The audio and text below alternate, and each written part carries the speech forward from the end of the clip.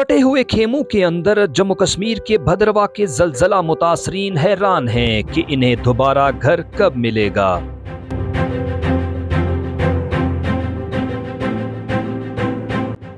जम्मू कश्मीर के भद्रवा में बीपीएल कुंबों से ताल्लुक रखने वाले मुतासरीन जिनके मकानात 13 जून को 5.4 शिद्दत के जलजले की वजह से मुनद्दम हो गए थे और इसके बाद आने वाले आफ्टर शॉक्स गुज़श्ता 25 दिनों से फटे हुए खेमों में पनाह लेने पर मजबूर हैं।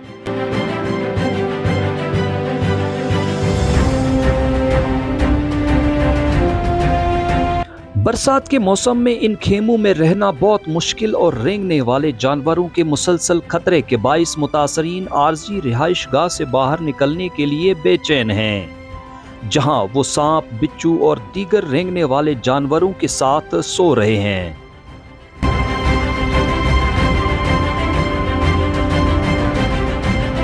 ये मुतासरीन सख्त सर्दियों के शुरू होने से पहले अपने घरों की तामीर के लिए हुकूमत से मदद का मुतालबा कर रहे हैं।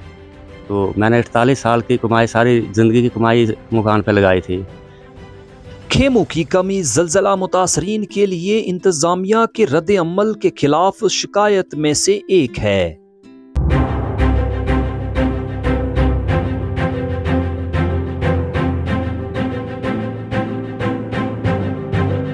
कोलरा गांव के ओमी चंद, जो अपनी बीवी और 2 माह के छोटे बच्चे समेत खानदान के 3 दीगर अफराद के साथ फटे हुए खेमे में रह रहे हैं, ने बताया कि वो कुछ इमदाद के मुंतजिर हैं, लेकिन अब तक इंतजामिया की तरफ से कोई इन तक नहीं पहुंचा।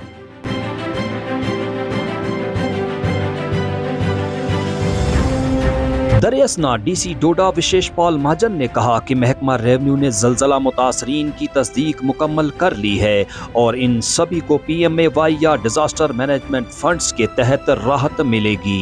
आइए देखिए कामरान खान की ये रिपोर्ट।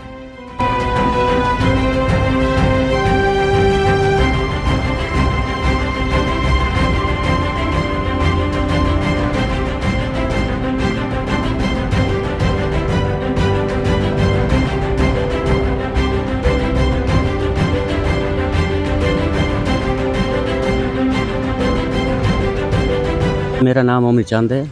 मैं गांव कोलरा में रहता हूं, नियर सिंहासन पुल।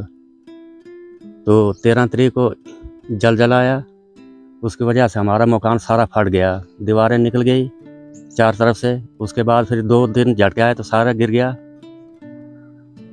सारा मकान गिर गया। उसके बाद फिर हम किसी के घर में चले गए रात को। दूसरे दिन हमने टेंट शेंट लाया तो टेंट में रह रहे हैं। तो मैंने 48 साल की कमाई, सारी ज़िंदगी की कमाई मकान पे लगाई थी कर्जा लेकर। अब कर्जा भी सिर पर ही है, मकान भी गिर गया। अब मेरे पास कोई पैसा नहीं है, ना मेरे पास कोई ऐसा सोर्स है कि मैं बना सकूं। अब मैं बना नहीं सकता हूं, अब हमसे बनेगा नहीं है। तो बैठे हैं, जैसे हो सकता है दिन दिन काट रहे हैं, छोटे छोटे बच्चे लेकर। किसी तरफ से कोई सोर्स नहीं है, कोई कुछ नहीं है। कुछ लोगों ने इमदाद की, जो साजिन के दोस्त हैं उनने इमदाद की, बेचारों ने थोड़ी बहुत हेल्प कर रहे हैं साजिन के दोस्त। लेकिन आम हमें किसी तरफ से कोई मतलब सपोर्ट नहीं मिली। डीसी को एप्लीकेशन दी थी हमने, तो वहाँ से पहुँची कोई पता नहीं। फिर हम तहसीलदार के पास गए, एप्लीकेशन दी, तहसीलदार ने मार्कर लगा कर दे दिया हमें। तो हमने वो पटवारी को दे दी, तो पटवारी भी नहीं आया है। तो वो एप्लीकेशन फिर पटवारी के पास दे दी है, लड़के ने दिए। तो उसके बाद बैठे, ना पैसा नहीं कुछ, बैठे क्या करेंगे। ना हमारे पास कोई घर का मुलाजम होता था, चलो कोई सोर्स होता है। अब बनेगा नहीं, हमें उम्र भर नहीं बनेगा, कैसे बनाएंगे। पैसा नहीं है, कुछ नहीं है, कारोबार भी नहीं है। नाम अनीता देवी है।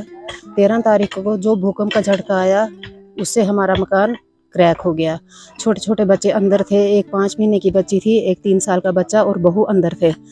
बाद में जब हमें पता चला कि ऐसा भूकंप, हम खुद दोनों मियाँ बीवी मजदूरी करने बाजार गए हुए थे, हम छोटी मोटी दुकानदारी करते हैं। तो हम दोनों मियाँ बीवी को जब पता चला भूकंप का झटका है, हम बहू को फ़ोन करने लगे, बहू फ़ोन नहीं लगी उठाने।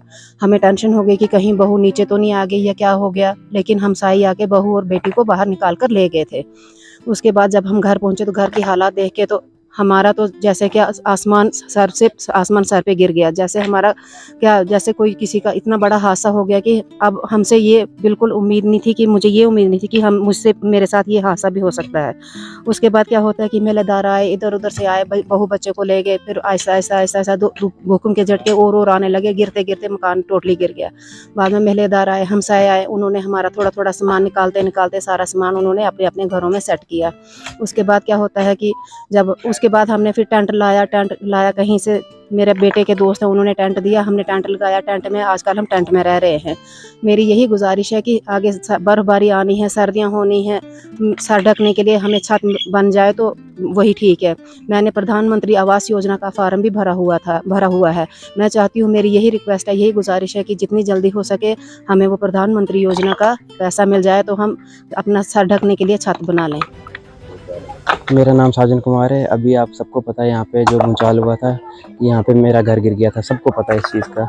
तो कुछ डोनेशन वगैरह मेरे फ्रेंड्स वगैरह ने की, बाकी एडमिनिस्ट्रेशन की तरफ से यहाँ पे कोई आया ही नहीं अभी तक। मेरे को समझ नहीं आ रही, रेवेन्यू डिपार्टि का कोई भी नहीं आया, यहाँ तक किसी ने कोई टेंट भी नहीं दिया।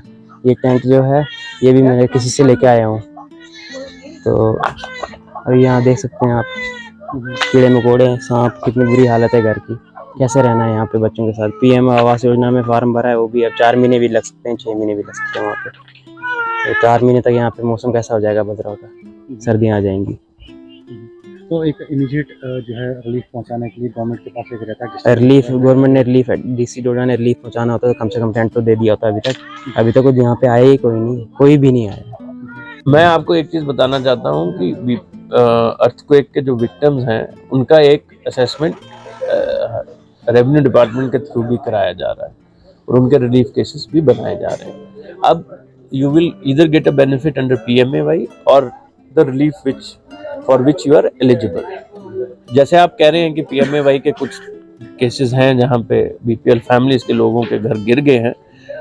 PMAY के मैक्सिमम केसेस हमने अप्रूव कर दिए हैं, कुछ पेंडिंग है फॉर वांट ऑफ वेरिफिकेशन और some non availability of documents. वो हमने जो अपने ऑफिसर्स हैं उनको हिदायत की है कि उसमें जो भी एक्शन है इमीडिएट ले ले, क्योंकि एप्लीकेंट का फर्ज बनता है कि वो अपने कागज पूरे करके दे। जैसे ही पूरे हो जाएंगे इमीडिएट उनके सैंक्शन हो जाएंगे।